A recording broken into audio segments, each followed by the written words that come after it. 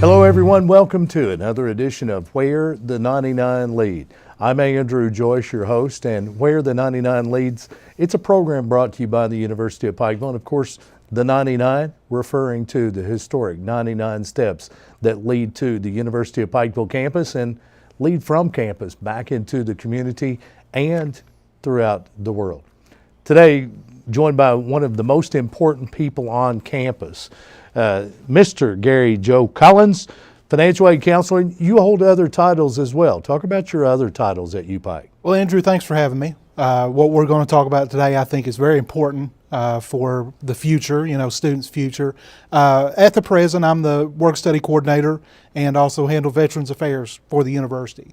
Two other important roles as well. Many people at the University of Pikeville wear many different hats, and that's a dual role. You work with financial aid, and you have for a long time.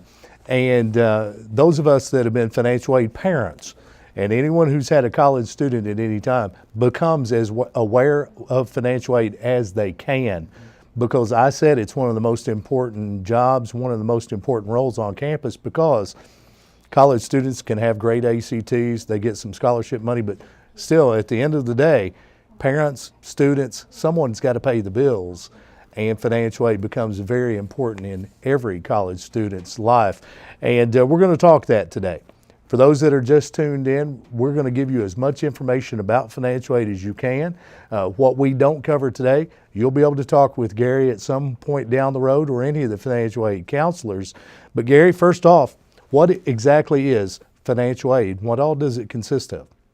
Well, financial aid is assistance for students and their parents as well to help pay for higher education. As you said earlier, sometimes they do need help in paying. The way tuition keeps increasing at institutions of higher learning, it's very important that students do seek the help and also seek it early, because a lot of the stuff that we're going to talk about today is time sensitive. Yes. So it's very important that they file early. Parents of college students, me being one that goes back years, knowing that January 1st was an important date for the federal application for student aid. January 1st, that's no longer the case. That has changed. That's become much quicker. And we've got to tell people today, October 1st, after October 1st, you can file your FAFSA. We want people to get on the ball today. Absolutely, and that's one of the things that we in financial aid have had to condition ourselves to as well, is because we are used to telling people January the 1st. Well, now, again, it is October 1, so it's very important that people go ahead and file that FAFSA now. Absolutely. And of course, we have people that say every year, I don't need financial aid.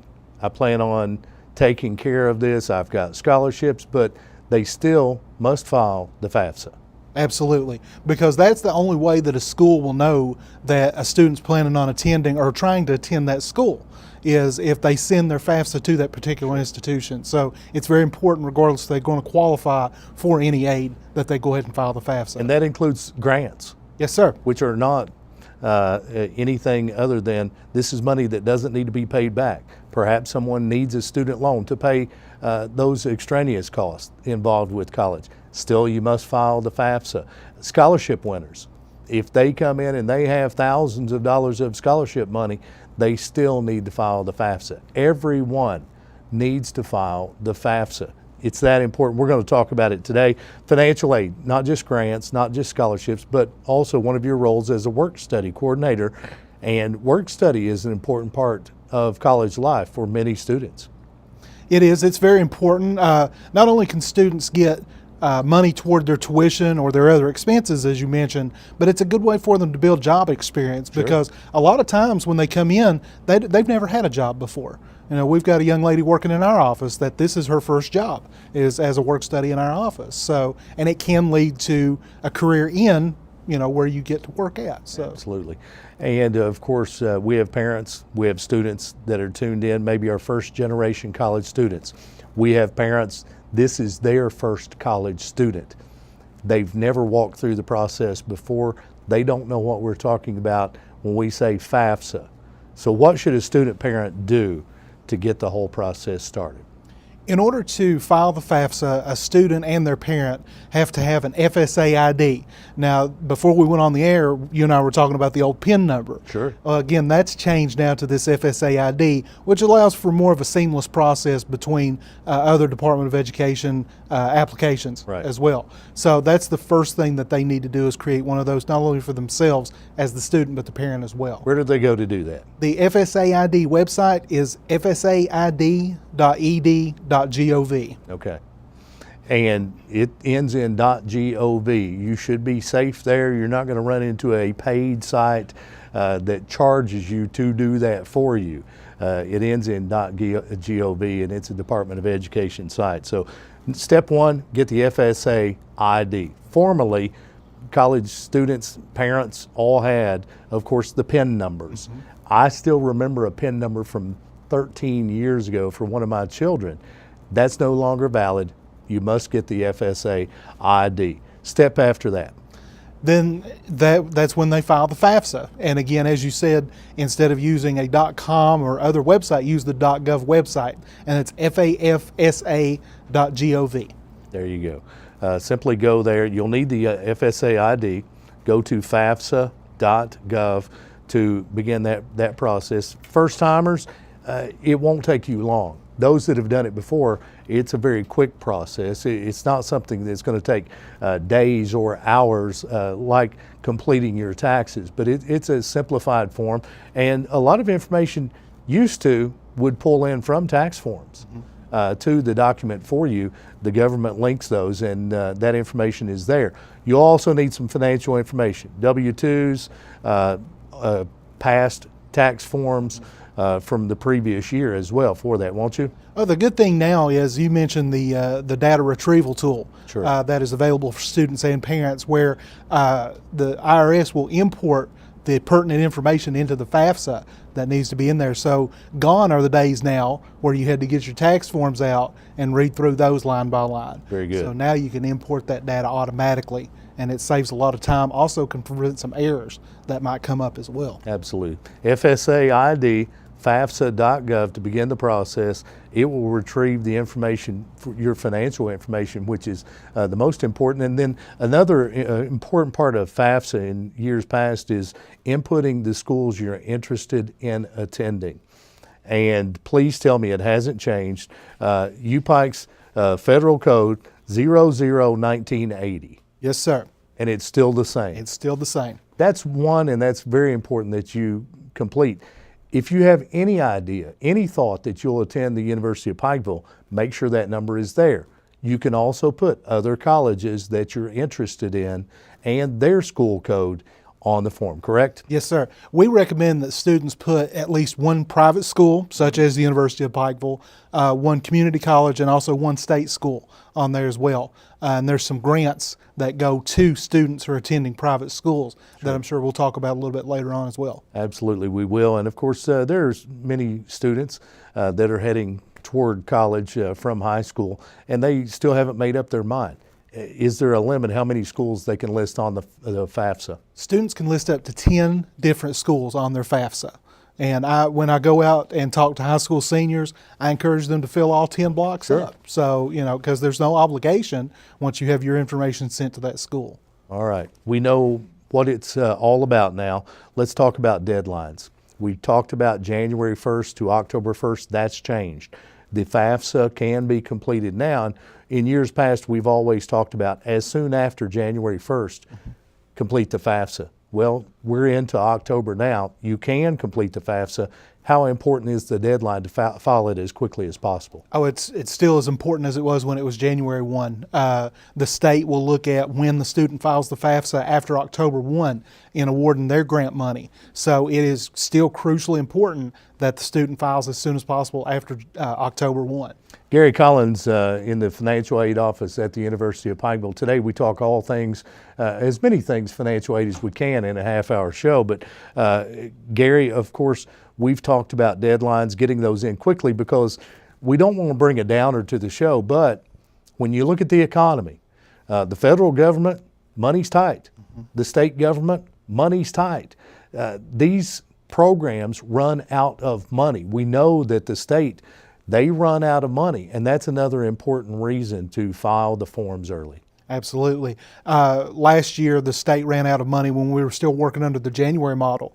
The state ran out of money for awarding the 2 grants that we'll talk about by the middle of February. Wow. So, there are very short windows there that students have now. And an important reason to get those FAFSA forms filed now to take advantage of that money, because it will run out, particularly on the state level. So you want to get the FAFSA filed, even if you've not made a decision on where you will attend school, because it earmarks that money and marks it to the school at the point that you apply and submit the FAFSA. If you change your mind and don't go to school there's not a penalty, so make sure you get that done. Of course, the free application for federal student aid process for the upcoming school year, which is hard to believe we're talking about that, but the filing deadlines changed to October 1st. Now we use prior year tax returns to complete the FAFSA. Why that change? There used to be a will file. There was a will file back when students would be able to estimate, students and their parents would be able to estimate what they would be filing taxes on. And now with the prior year model that the Department of Education has gone to, more than likely students have already filed and their parents have already filed their 2015 income taxes. Sure. Unless they have extensions or some sort of other circumstance. Right. So it allows for a more accurate picture on what the student will qualify for and where they stand financially.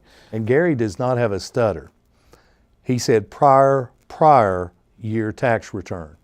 And I said prior year tax return. It's 2 years. Filing for this year's FAFSA takes you to a 2015 rather than a 2016, therefore the prior.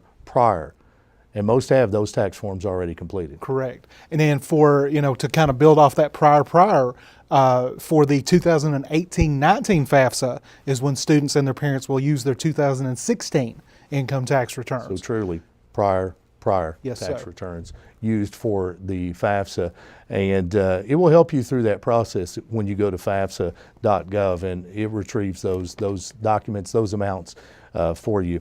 Talk about the meaning of FAFSA, the free application for federal student aid. Talk about the meaning and what type of misunderstandings there are.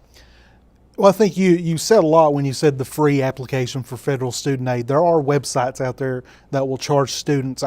We've had several come into our office in terror that they paid upwards of $150 Right. to file a free application for federal student aid. So that's one of the things that we encourage students to be on the lookout for. Right. Is that it needs to be free. One of the common misconceptions, Andrew, I think, is that it's going to take forever. And it used to was a very cumbersome form. Sure. But now there's a lot of what's called skip logic built into that form, that if a student answers a question one way, then it will skip a lot of other information. Right. So it's actually been sped up. Usually 35 to 40 minutes is what we usually allow for someone to file the FAFSA. But take as much time as you need, because it's not a race. It's a time or a time-sensitive form. Sure. And accuracy is important. Absolutely. You want to make sure that things are accurate. And we want to remind people that if you have had a PIN number to complete the FAFSA in years past, that's gone. Now it's an FSA ID. If someone wants to sit down and complete a FAFSA this evening, tonight, 2 o'clock in the morning, whatever the case, they need to go ahead and get that FSA ID. How long is that process? It usually takes 15 minutes to set one of those up. I tell people if they can set up a Facebook page, Yeah. then they can set up an FSA ID. What information do they need to do that? To do the FSA ID, the student will need their birth name. Now, if they go by a nickname, then they will need their actual given birth name. Sure. Of course, their date of birth, their social security number, address, telephone number, some of the pertinent vital information. And it's important that when that information is put in on the FSA ID, that it is done so correctly, because all that information has to be verified with several different government agencies Right. before it can be used. Sure. So again, as you said, accuracy is key. And adding to security that we all are concerned about these days with anything done electronically, you want things to be accurate so that you and only you have access to these. We've talked about the change from the PIN to the FSA ID. That step's been used. Now, as we move to the FAFSA fafsa.gov. We have our FSA ID. What type of questions are going to be presented when completing the FAFSA? Some of the demographic information that we talked about earlier will be asked for again. And when the student completes the FSA ID application, then that information will be in there for them. So they won't have to enter their address, telephone number, that information again. Again, some of the other questions will ask about their parents' marital status, if there have been any changes in their parents' marital status. And also ask if maybe parents been laid off. You know, as we talked about, our economy here has been devastated by the coal industry, you know, all the layoffs in that. So that one of the questions is pertaining to if the parent is a dislocated worker. The other questions is that if the student has a dependent that he or she supports, is one of the other questions that they'll have to answer.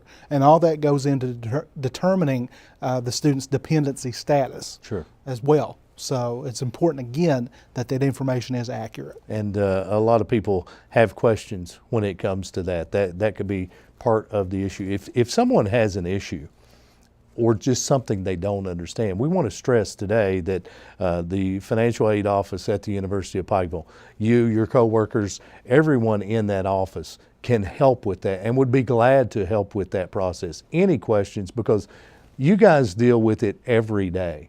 You've heard the questions, and if you don't know an answer, you know where to find it. And we want to stress that if you have even the simplest question, be sure and talk to someone. Don't feel overwhelmed by this process and put it off. Right. It is very easy to feel overwhelmed for parents and students as well. But that's a very important point that you made, is that students and their parents get the information that they need if they do have any questions. You know, student may never have an intention of coming to the University of Pikeville, but we are there to answer any questions for them and their parents as well. And there's a question that comes up every time we talk about financial aid. And what if parents don't have to file a tax return?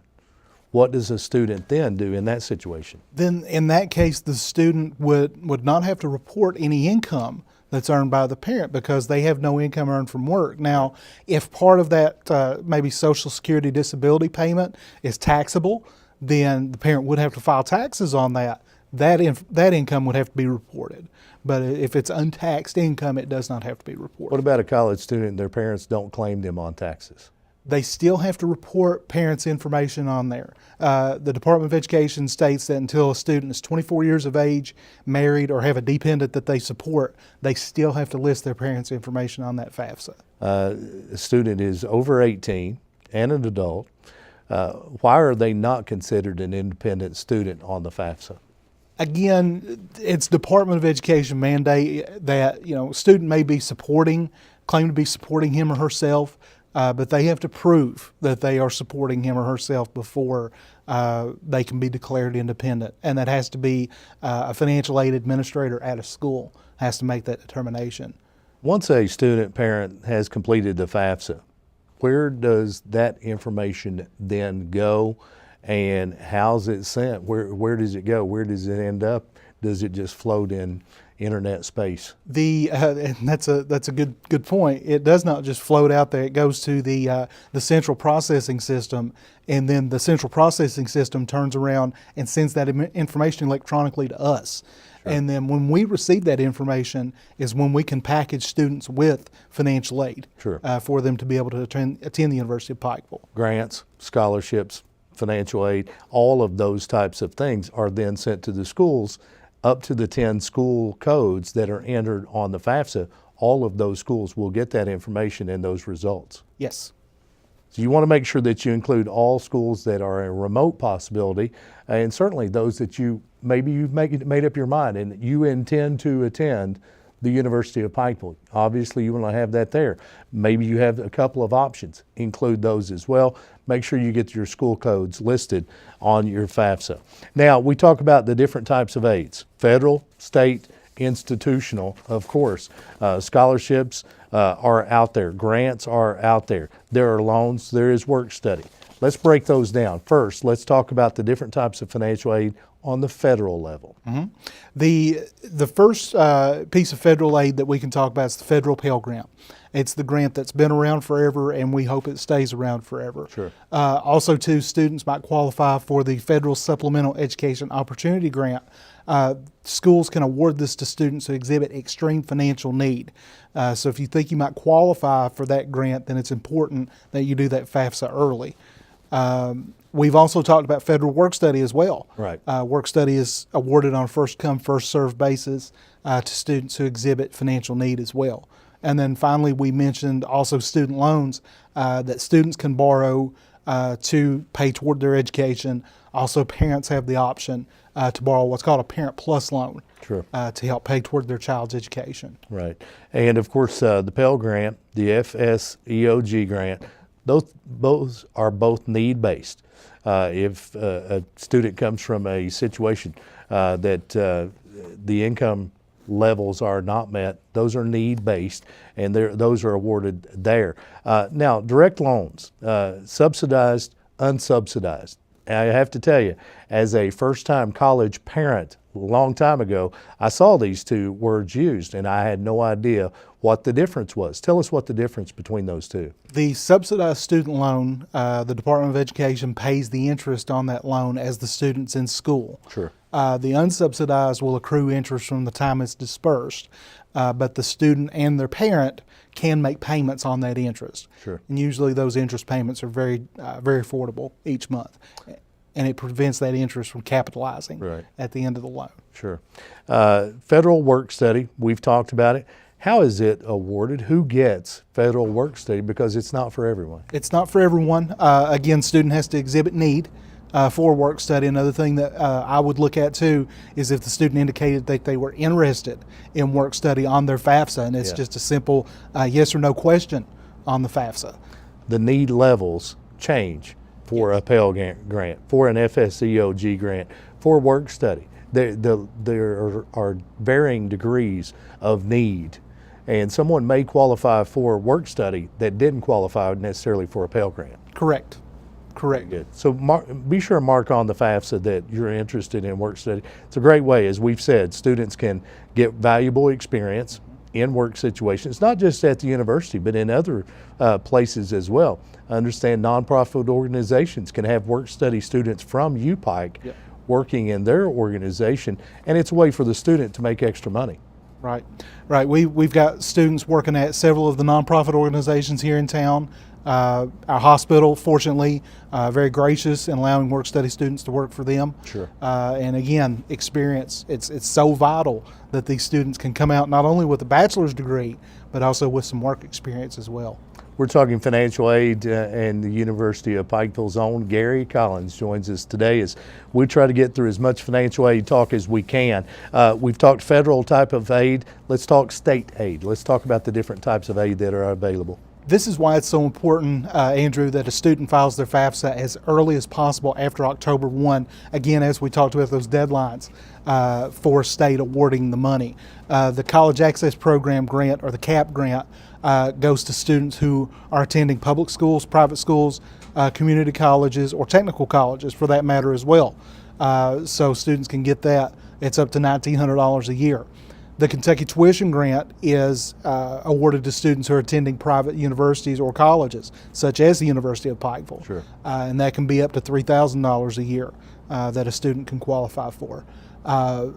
Once a student combines, if say they are attending the University of Pikeville and they qualify for the full amount of Pell Grant money that we've talked about, then that's over $10,000 in grant money that student would qualify for. Wow. And we also have a program at UPike called the Pikeville Promise that we will guarantee that student's tuition for them for that year. And of course, that falls under institutional aid. Yes. And we'll talk more about that in detail. But I've got one question, because Keys Scholarship is something that falls under the state program, or at least used to. Yeah. And it was something that was very important First, tell us what KEYS stands for. It's the Kentucky Education Excellence Scholarship, and it's one of the scholarships that the state does award now. With that, the student will get their KEYS money regardless of their estimated family contribution from the FAFSA. Right. So the student has earned that money over the course of the last 4 years. It's based not only on their grades in high school, but also if they take advanced placement courses as well, could give them a bonus there. Sure. Also, their ACT score will play into that as well. So it's very important, again, that the student files their FAFSA so the state knows to send that money to that particular school. And it's significant money. Yes. Yeah, I've seen some KEYS awards of upwards of $3,000 Sure. per year, and that's renewable for 4 years. Right. So It's a great program, and I know there are many people that will retake ACTs to increase their score because it could change their KEYS money. Of course, grades are important, and students and parents during high school will talk about GPAs, grades in individual courses, advanced placement, and that ACT, because knowing it makes a difference in the dollar amount. It's a great program, and we encourage you to study hard those high school years. You want to make sure that your grades are up to par and you've done as well on the ACT as you can, because it can make a difference in the pocketbook. Institutional aid, you mentioned the Pikeville Promise. Let's talk about the academic scholarships for freshmen and transfer students. Talk about that. we have some exciting scholarship opportunities available for incoming freshmen and also for transfer students. If we do have a student who is transferring in at least 30 credit hours toward a degree with University of Pikeville, then we will look at their GPA from those credit hours to award them. So you may have a student who may not have done as well on the ACT as they would have liked, but they have a high GPA from their transfer courses. So we would then look at their transfer work to award an academic scholarship. Academic scholarships are there, obviously. Many of us have heard about athletic scholarships, and those are based on athletic ability and skills, and of course coaches that are recruiting student athletes. We'll talk with them about that, but there are also supplemental activity scholarships and grants. Talk about those. Some of the other supplemental scholarships that we could offer, our academic team offers a scholarship. Yeah. Also, our sports medicine department, they have a scholarship that they can award. Our film and media department also has a scholarship that they can award. So just because your son or daughter might not be coming in to play a sport for UPike, they still may be able to get a scholarship for that. Also, our choir offers scholarships. Very Our nice. band offers scholarships as well. Extracurricular activities.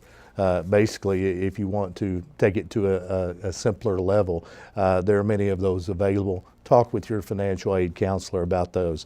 And finally, Pikeville Promise, an incredible program that's really kind of hard to believe, but tell us what Pikeville Promise means. Again, as we mentioned earlier, the Pikeville Promise is a guarantee of tuition for a particular school year for a student that, again, gets the full amount of Pell Grant money that they're entitled to, and also files their FAFSA early enough to receive both the state grants that we have mentioned. Sure. It's upwards of an $80,000 investment that we would make in a student across 4 years. Yeah. And that's we believe in the students of this area. It's an incredible program, and another reason to file the FAFSA early. Get your FSA ID, file the FAFSA, FAFSA.gov, and get that filed now. No longer a January 1st deadline. October 1st is the new deadline. It's here, it's passed. File it today. And Gary, before we wrap up, because we're nearly out of time, there are also so many other outside scholarships that are available, from something as simply as writing a composition, or perhaps the parents or employees in a certain industry. There are so many, thousands of different outside scholarships that are out there, and students should apply for any and all of those that they can. Absolutely. The more grant and scholarship aid the student can get, that's the less the parent has to pay out of pocket, and that's the less the student has to borrow as well. Gary, if someone has questions about anything we've talked about, or even the simplest financial aid question, how do they reach you? They can contact any of us at the office. My email address is garycollins@upike.edu. I check email usually from daylight to dark, so if they have questions, then feel free to contact me. Also, our office number is area code 606-218-5247, and that will get you in, and we will be glad to talk to you from there. Great people. They're a great help at the financial aid office at the University of Pikeville. Gary, so good to have you here. Thank you. You're welcome back anytime. Thank you. You've been tuned to Where the 99 Lead, all things financial aid on today's edition. Where the 99 Lead, brought to you by the University of Pikeville, the leading university of Central Appalachia. Thanks for tuning in.